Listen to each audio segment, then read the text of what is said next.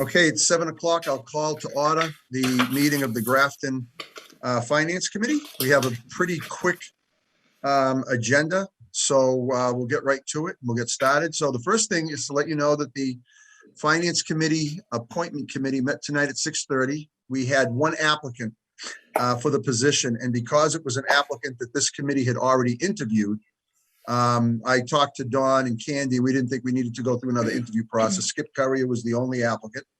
So tonight at 6:30, we appointed Skip, and he's going to be sworn in, and he will be joining us at our next meeting. He had a conflict tonight.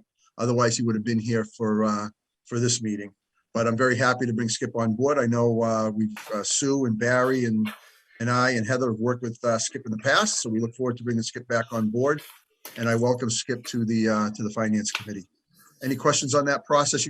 I'm sure you guys didn't have an issue with the way we did that, right? I just want to make sure because, okay. Seemed that since we'd already interviewed him, it didn't make sense to interview him again. Going on to the next thing on the agenda, it's the schedule of the Finance Committee meeting dates. And the presentation date of the proposed budget and the budget dates for departmental reviews. Sue's going to share the screen on the budget dates, but before we do that, Evan, do you want to give us all an update on where we stand with the budget process and how you're doing? Sure. Mary and I and the department heads have been working pretty hard at it. Mary and I met with the school department this morning. We're at the stage of budgeting where we need to scale back on both sides of the house, which is what I think is typical at this point. So we're both honing in, both sides of the budget are honing in on a figure, and I think we're in pretty good shape. It was a great meeting with the school department this morning. Just really easygoing conversation. Really both sides willing to work with the other to try to get us to where we need to be. So I was really happy with that. Next week, we meet with all of our department heads to talk through any of the cuts that we're gonna draw back. They're not really cuts, they're more requests they had that we're not gonna fulfill in this fiscal year. And we should be in pretty good shape for our budget presentation. And that date, from my understanding, is February 9th? Yes. Okay. Yep. So go ahead. That would be optimum for us. The only thing I forgot to mention is we are continuing to work on revenue. Revenue is obviously the wild card. We've got some numbers, we've got some estimates, but we're dialing back the budget to a point where we're comfortable with, and then we'll probably wait a little bit and see if we get some revenue numbers in to see if our revenue comes up or stays flat. Well, let me ask you this. You got the second quarter meals tax numbers. How did those pan out? Are they up year over year? I believe, yes, correct. Yes, they were up significantly. Yeah, same. That's what I experienced, which was kind of a surprise. I was very happy about that. I'm estimating to get about 200,000 this year. Wow, that's good. That's really, really good. Greg, I see your hand up. I just have one more question, then I'll call on you. In terms of marijuana tax revenue, I know we just have one store open, and I know you said last time we got $5,000. Right. Is there any update on where that stands? So we are budgeting for what the minimum contribution is because we don't have a track record. Okay. So the minimum contribution is 120,000 per the HCA.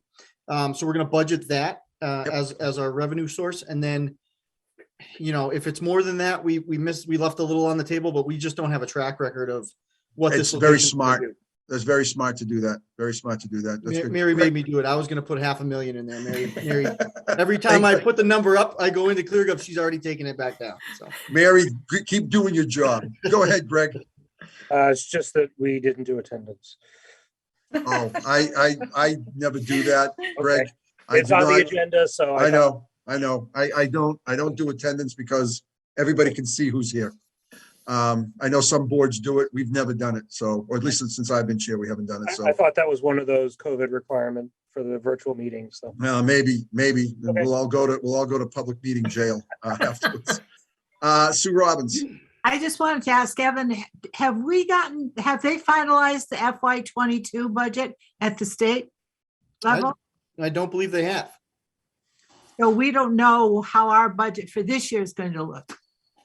No, but it's fine. Okay. I'll take your word for it. No, we have significant wiggle room in this budget, knowing that we were, likely not going to have a completed budget. So, I don't anticipate them cutting anything significant enough for us to have a real impact, Okay. besides what we could potentially, send to free cash or. Yep. So. Yep. I think we're okay. Before we go, Sue, before you share the screen and we talk about budget dates, Dan and Angelina, I don't know if you were on at the beginning. I just wanted to let you know that we appointed Skip Curry of the Finance Committee Appointment Committee, met at 6:30 tonight. We appointed Skip to fill the vacancy on the Finance Committee. He was the only applicant, and we thought we didn't need to interview him again since we had already just interviewed him. And we went ahead and appointed him since he was the only applicant. So he'll be at our next meeting. Go ahead, Sufiako. Thank you. Through the chair, Evan, have you spoken to the select board last evening? I did not catch the meeting yet, to see if they are available on 2/9 to attend the joint meeting. I have not yet, but I will do that right now. So we're gonna do it, we're gonna do it as a joint meeting, so you only have to present the budget once, right? That was the plan. That's a Yep. great plan. Yep. Perfect. Sue and I ran into each other yesterday. She mentioned that, and then I did not remember till just now. So that's So- okay. I'm sending the email as we speak. Thank you. So go ahead, Sue, if you want to share the screen for the meeting schedule. Okay, so meeting schedule, this is the letter that usually goes out. It's the same one that we've used for a number of years. We've modified it a little tiny bit. And the schedule will say 2/9, February 9th at 7 p.m. And the schedule of dates, which you've all seen or heard about, this is still a draft form, but we've got March 5th, all morning Okay, till one about noontime. Wednesday, March 9th for BVT, that has to be confirmed. And that'll be about an hour as well. March 12th, maybe a little bit, we might be able to get out around 11. And on a Saturday, Wednesday, March 16th for school, Dr. Cummings. And then March 19th will be with Evan and Mary. So that's what we've got. And meeting on February 9th, as soon as we have met for the presentation of the proposed budget by the town administrator, you'll have 3 weeks to get to March 5th to even begin interviewing. And even though ClearGov does have the budget up for us to see, it still is ever changing. So it's wise to wait until the actual presentation of the budget before you start visiting with the department heads. Yeah, I have purposely not looked at the budget because I know Evan is still going to be massaging the numbers and trying to figure out what the final number is, and it Yes. doesn't make sense to look at it until it's finalized. That's at least my opinion on it. It's Yeah. nice that we have access to it if we want it, but it just doesn't make sense to look at it until Evan says, this is what I'm presenting. Yes, Because then if and something we, changes, it'll cause more confusion than anything else. absolutely. We have we have EDC that is not represented by, due to Gopal's resignation. So would anyone like to interview or the department head on that?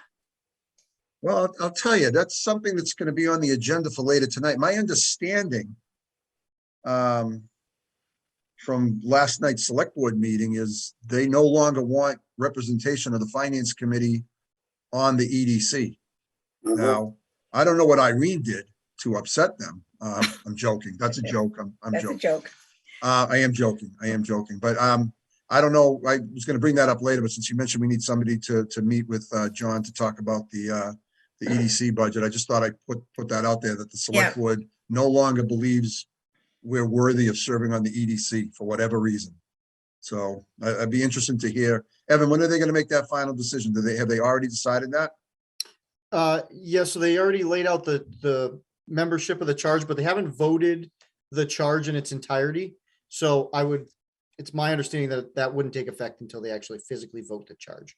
All right, go ahead, Sue Robbins. I just wanted to know, what was the reasoning behind not having finance committee on the EDC? To speak generally, it appeared that the consensus was they didn't understand what the benefit of having a finance committee member on the EDC brought to the table, and that they would prefer to have that represented by, a different discipline, let's say. Wow, they should have talked to some former EDC members, because I was on EDC for 16 years and we did a lot of work.